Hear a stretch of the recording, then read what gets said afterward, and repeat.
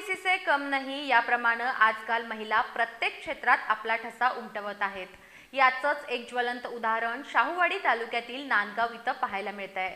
भात चुकीच्या ऐन धामधुमीमध्ये इथल्या अंजली माने या महिलेनं पुरुषांच्या खांद्याला खांदा लावत शेतीची सर्व कामं पुरुषांच्या बरोबरीनं करतायत। नव्हे तर त्यांच्या एक पाऊल पुढे जात चक्क भाताच्या पिंजरांची होळी स्वतः रचत असल्यानं त्यांच्या कार्याचं कौतुक होतंय।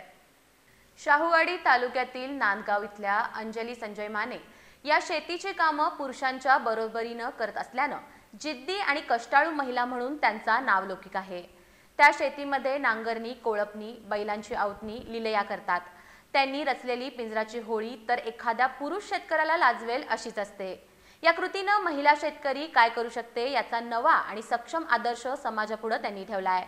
सध्या शेतीमध्ये भात कापणी आणि मळणीची कामं वेगानं सुरू आहेत।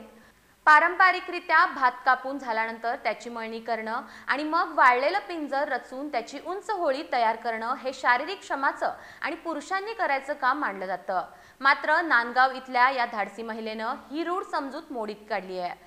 विशेष म्हणजे दिवाळी सणाच्या निमित्तानं अनेकांनी शेतीच्या कामातून विश्रांती घेतली असताना या महिलेनं मात्र या सुट्टीचा सदुपयोग करत थेट शेतीत कंबर कसली।